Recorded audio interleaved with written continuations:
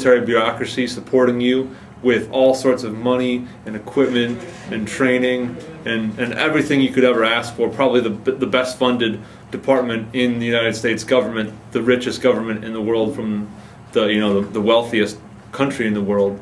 You have that all hidden behind you, and in front of you you've got a station, you've got 10 motivated Marines that want to work, you've got an AO that you get to know really well and that you get to care about, you get to be a mayor, you get to be a prosecutor, you get to be a venture capitalist and a financier, all in one. On some days you're a mafia boss, and on some days you're instilling democracy or a sense of civic pride. Some days you're solving a problem, and some days you're just listening to people talk and bitch and gripe, and oftentimes that's half the battle. They just want somebody to say, I have this problem, and somebody else to be like, yes, I know, I can't help you, but I know you have your problem. I feel bad for you. We'll try and work on something in the future. Could you give us like an example of you said you filled all these roles. I guess we could start with city mayor. I mean, what do you mean by city mayor? Mayor is easy. I mean, you just come to care for the people that you're appointed by. You're appointed by, say, the company commander or the battalion commander to the area that you work in. But you quickly, if you care anything at all for it, you quickly become very responsible and very responsive to the area that you're responsible for. You want to work in that area. You want to make it improve. We push patrols out every single day, and every day I see people. I see good people who I've made friends with. They've become my colleagues and my acquaintances, and I talk with them every day on a variety of issues. And I go out in town and I see how they live, or I see a trash problem in front of their house, or I see a backed up sewer or a down power line, and I feel personally responsible for that. So one, as a mayor, you feel responsible for your AO. You want to fix it. You want to help it. You represent your people, the people of your area. Okay, they're Iraqis. They're from Azzizziyah. I'm from Philadelphia, Pennsylvania. Doesn't matter. Like, I'm in charge of the place now. I have a responsibility to make it better. So one, you feel very, very responsible for everything that goes on or doesn't happen in your area. Two, like I said, with that military bureaucracy, with the way this war is, you command a vast amount of power.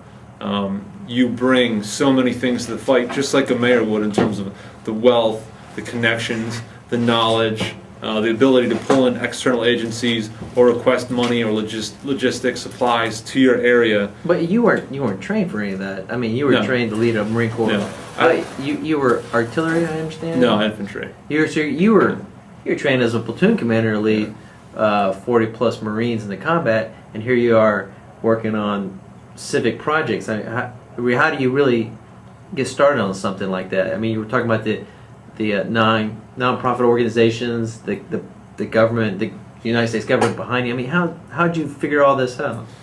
I don't know. I don't know how. I don't know how a mayor actually works in America. I don't know what he does for a job. Like, I don't know what he's responsible for. I don't know what he does aside from, like, hey, the mayor's in charge of the town. Like, Mayor Daley in Chicago helps Chicago, whatever.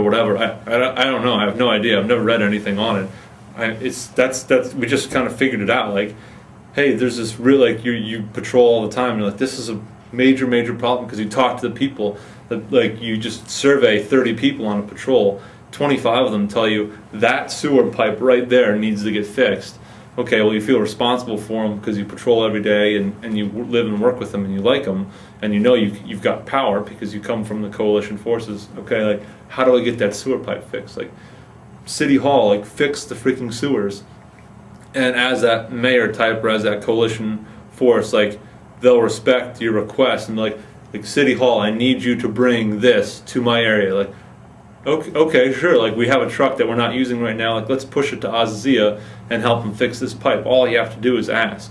But there's no other governmental, there's no other institutions or rule that to shape their society to make that request up to the city. Or the city doesn't have it, and you say, I need money to fix a sewer problem.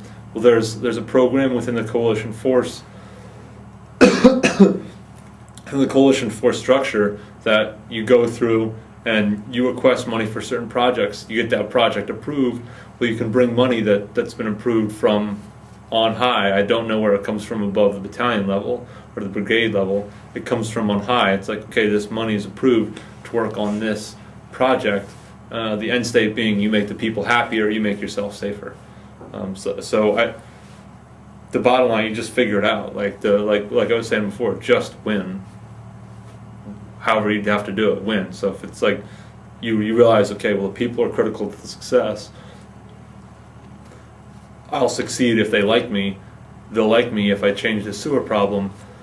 Then you ask the question, how do I fix a sewer problem? And okay, there's a program that gives money for this. I submit the request.